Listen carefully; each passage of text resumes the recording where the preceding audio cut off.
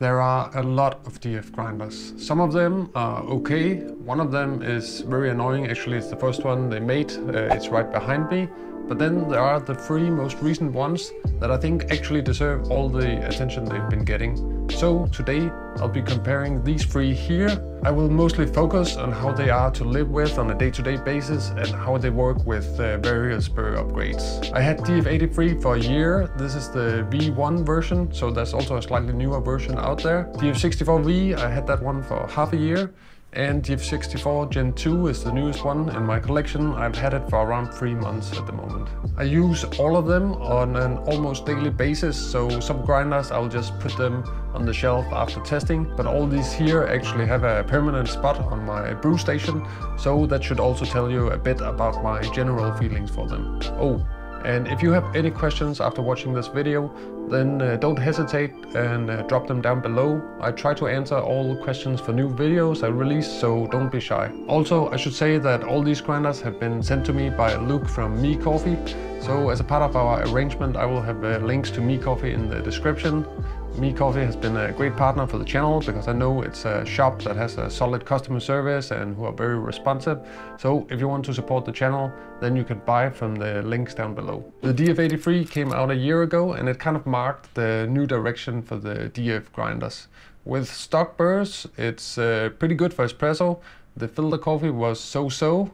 Then I installed the Massa filter burrs, actually the same set that also comes with the Niche Duo today. And now suddenly I had pretty good filter coffee, not great, but okay. But on the other hand, I didn't really have a real espresso range.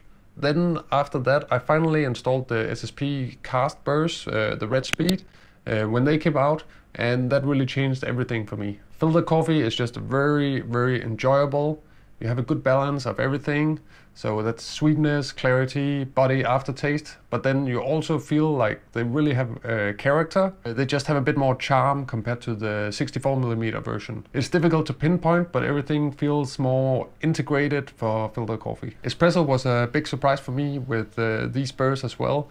They have a lot more clarity and smoothness compared to the 64mm version. I find they do take a bit of work to dial in perfectly, but when you hit that sweet spot, you just get a nice, juicy espresso with a really good balance. Americanos and long shots are also really nice with the lab sweet burrs. This is something you might have noticed if you go to coffee shops that use the Malconic Peak and E80 grinders. They have a way of getting a really nice balance and texture if you order an Americano from one of those shops. So it might be a little bit of a stupid thought experiment, but if I had to take one grinder to a deserted island and it had to grind for both filter and espresso, then I think the DF83 with the SSP cast burrs would probably be my choice. There are grinders that can rival it for filter and also for espresso, but if you're just talking about a 2-in-1 solution grinder, it's going to be really hard to beat this one. I should say that I have the version 1 here.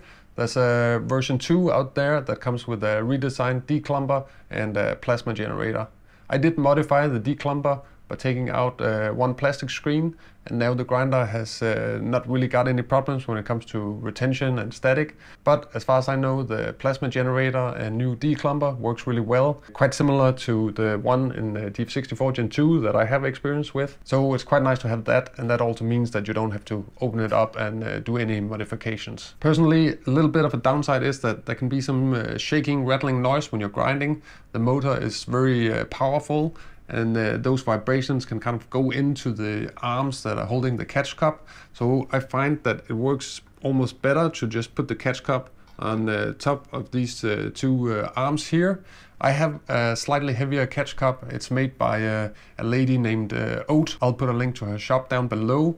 But if you have a custom made one that's a little bit heavier, then it will sit quite comfortably here. And that means that the general workflow is just a little bit nicer. So the main downside to the DF83, well, actually there are two.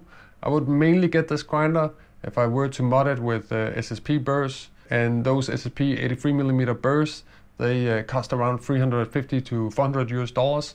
So that brings up the total price of this grinder to around 1,000 US dollars. I still think it's not a bad price at all for a grinder that is essentially a commercial top model, but it is a bit of an investment. The second obvious thing is that it's just a lot bigger, louder and more beefy than most other grinders, even the other grinders in the DF range. Here you can see it right next to the DF64V, and it's quite obvious that, yeah, on your countertop this will just feel very different.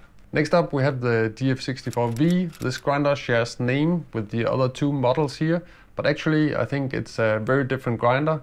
You have a completely different setup with the catch cup, the portafilter holder, and the whole silhouette is just quite different. I really don't like the wooden platform here. It feels a bit cheap, but it does work well to keep the noise down. A nice little hack that I found out is that you can actually remove the wooden stand, and then you can just put the portafilter in here into the catch cup, and then it will actually have a decent enough balance, and then you can just grind directly into the portafilter.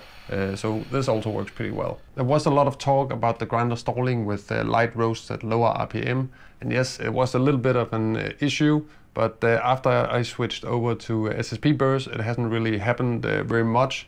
I think it didn't happen with the multi-purpose burrs installed, and after I put the cast burrs in it, maybe it happened once or twice. Overall, I've had the DF64V for around half a year now, and I've just really enjoyed it. It's just so tiny, it's quiet, it's flexible. Well, with the stock burrs, it can be a little bit noisy when it's actually grinding. The motor is very silent, but when you have beans inside the burr chamber, then you can get that screechy sound.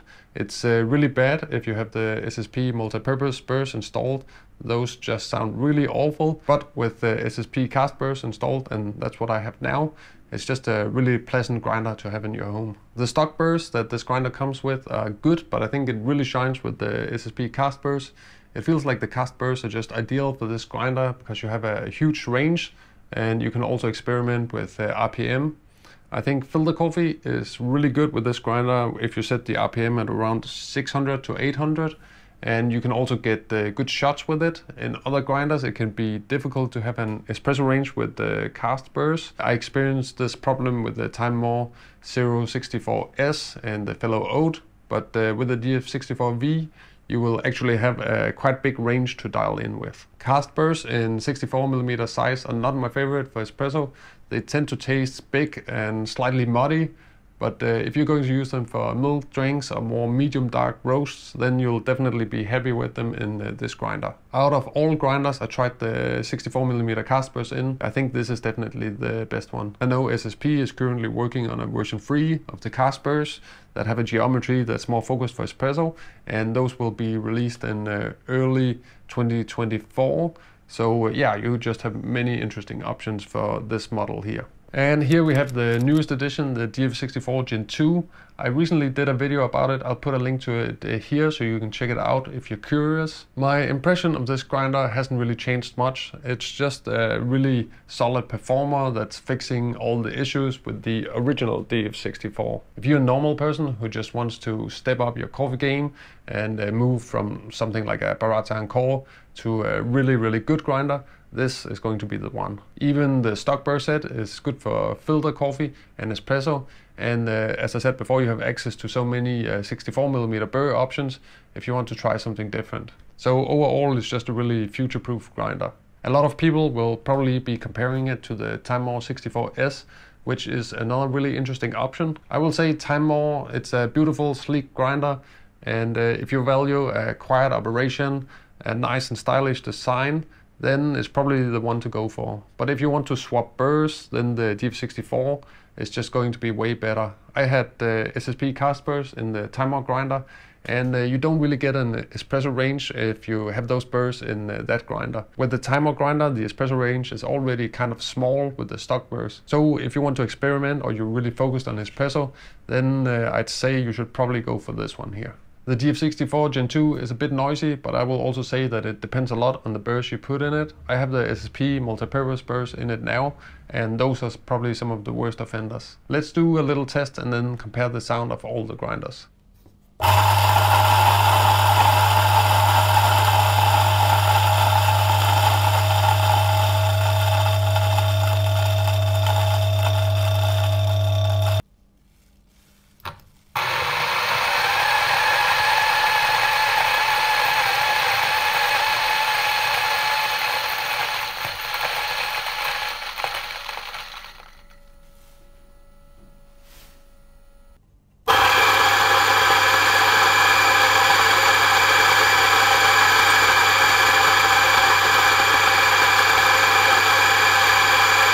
So to wrap up, DF83 is the ideal option if you want access to the commercial kind of 83mm burrs that are just the next level.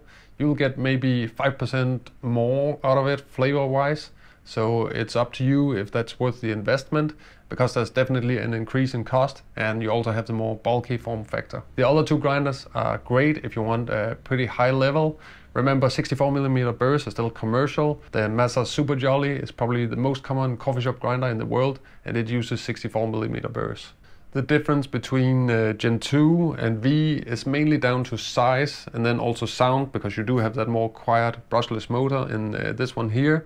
You also get the variable speed. So if you value those things, then I would just pay a little bit more and then get the V.